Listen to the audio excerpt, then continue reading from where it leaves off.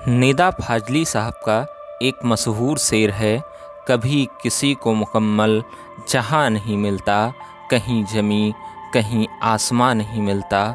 जब लड़ाई किसी व्यक्ति विशेष से हो तो इंसान जीत भी सकता है और हार भी सकता है, लेकिन जब लड़ाई किस्मत से हो तो इंसान सिर्फ जूझ सकता है।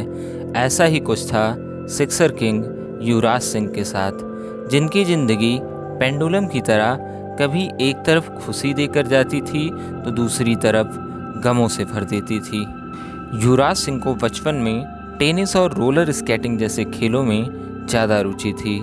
अपने भविष्य से बेखबर युवराज बचपन में क्रिकेट से दूर भागते थे, परंतु इनके पिता बिल्कुल नहीं चाहते थे कि युवराज इन सब खेलों को खेलें।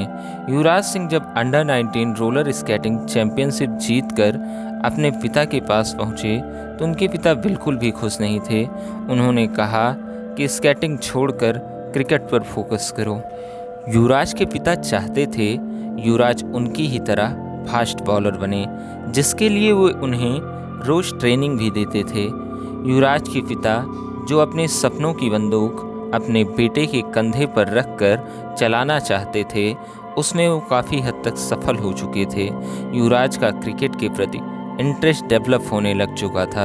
युवराज ने 11 साल की उम्र में पंजाब अंडर 12 में जगह बना ली और अब युवराज के लिए क्रिकेट एक खेल मात्र नहीं था, अब ये उनके लिए जुनून बन चुका था। इसी जुनून के दम पर उन्होंने महज 14 साल की उम्र में अंडर 16 में सिलेक्शन लिया और फिर 1996-97 के अंडर 90s क्रिकेट में हिमाचल प्रदेश के खिलाफ 137 रन की पारी खेल रणजी क्रिकेट के लिए अपनी ठोस दावेदारी पेश की और फिर उन्हें उड़ीसा की तरफ से रणजी डेब्यू करने का मौका मिला।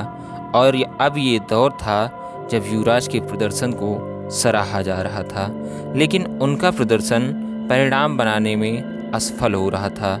और फिर आता है साल 2000 का अंडर 19 वर्ल्ड कप और अब युवराज को उनके लगातार कर रहे अच्छे प्रदर्शन का परिणाम अंडर 90s वर्ल्ड कप में सिलेक्शन के रूप में मिलता है, जिसमें मोहम्मद कैफ की कप्तानी में भारत जीत हासिल करता है और अपने ऑलराउंडर प्रदर्शन के दम पर प्लेयर ऑफ द टूर्नामेंट का अवार्ड युवराज सिंह को दिया जाता है। और फिर युवराज के अंडर 19 वर्ल्ड कप में बेहतरीन प्रदर्शन के चलते उन्हें आईसीसी नॉकआउट ट्रॉफी के लिए भारतीय टीम में चुन लिया गया। उन्होंने अपना इंटरनेशनल डेब्यू केन्या के खिलाफ किया। इस टूर्नामेंट को भारत जीत तो नहीं पाया, लेकिन इसमें भारत के लिए जो सबसे पॉजिटिव चीज़ थी वो थे युवराज सिंह, जिन्होंने अपने प्रदर्शन के दम पर टीम ने अपनी जगह अस्थायी कर ली थी। और फिर इंग्लैंड के खिलाफ खेली नेटवेस्ट ट्रॉफी के फाइनल मैच की पारी ने उनके कैरियर को एक अलग लेवल पर पहुंचा दिया था।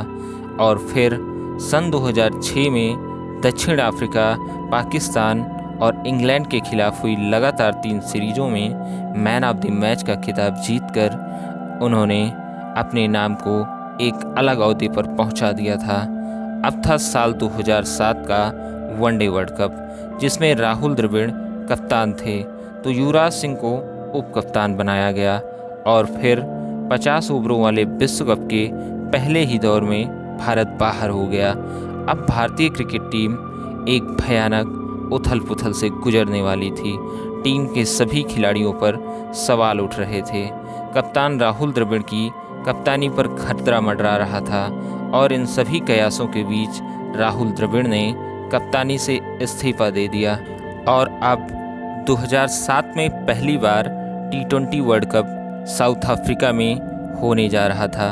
भारतीय टीम के दिग्गज खिलाड़ी जैसे सचिन तेंदुलकर, सौरव गांगुली और राहुल द्रविड़ ने इस फॉर्मेट को साफ साफ नकारते हुए वर्ल्ड कप खेलने से मना कर दिया। और अब बीसीसीआई के सामने चैलेंज था एक नई नवेली टीम को साउथ अफ्रीका वर्ल्ड कप खेलने भेजने का। और अब मुद्दा ये था कि कप्तान किसे बनाया जाए। दावेदारी तो युवराज सिंह की मजबूत थी, क्योंकि वो वनडे टीम के उप कप्तान भी थे, साथ ही साथ अच्छे फॉर्म में भी थे। लेकिन सचिन तेंदुलकर और ग्रेट चैपल के उस समय चल रहे विवाद में युवराज सिंह का सचिन को सपोर्ट करना भारी पड़ गया। बीसीसीआई के कई अधिकारियों ने तो यहाँ तक कह दिया कि किसी को भी कप्तान बना देंगे, लेकिन युवराज को किसी कीमत पर नहीं बनाएंगे। और फिर अचानक उनसे उपकप्तानी भी छीन ली गई और फिर महेंद्र सिंह धोनी को टीम का कप्तान बना दिया गया और युवराज ने सच्ची स्पोर्ट्समैनशिप दिखाते हुए बिना किसी विरोध के सिलेक्टर के इस फैसले को स्वीकार कर लिया। और फिर वर्ल्ड कप में उनके 6 छक्के तो आप सभी को याद ही होंगे। युवराज को कभी कप्तानी न मिलने का मलाल भी नहीं था, क्योंकि महेंद्र सिंह धोनी के रूप में भारत को एक शानदार और जानदार कप्तान मिल चुका था। चलिए इसी के साथ इस वीडियो को यहीं पर ख़त्म करते हैं। जय हिंद।